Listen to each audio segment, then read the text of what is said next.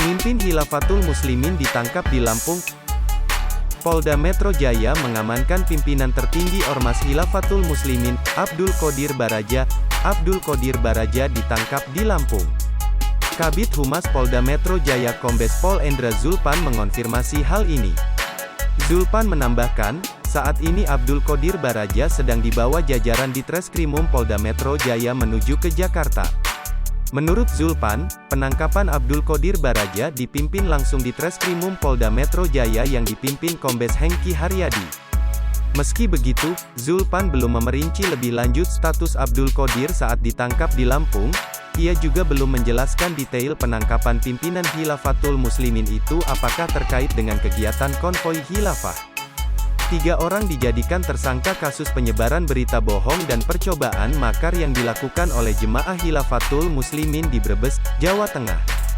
Kabid Humas Polda Jateng, Kombes Pol Iqbal Al-Qudusi mengatakan, 3 orang yang diamankan yaitu GZ selaku pimpinan cabang jemaah Khilafatul Muslimin, serta DS dan AS yang merupakan pimpinan ranting jemaah Khilafatul Muslimin. Terdapat konvoi sepeda motor yang berjumlah kurang lebih 40 orang membagikan pamflet selebaran pada masyarakat berisi ajakan mendirikan khilafah, kata Iqbal dalam keterangan persnya di lobi Mapolda Jateng, Senin, tanggal 6 Juni tahun 2022. Kejadian tersebut kemudian didokumentasikan oleh pelapor berinisial S. Itu dilakukan atas dasar perintah daripada Abdul Qodir Hasan Baraja dengan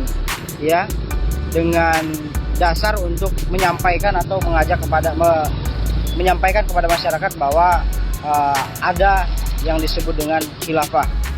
Nah, saat ini kita melihat di kantor pusat Khilafatul Muslimin yang terletak di Kota Bandar Lampung ini di Teluk Betung, sejumlah jamaah langsung berkumpul menyikapi persoalan yang sedang menyangkut pimpinannya, yakni penangkapan tersebut.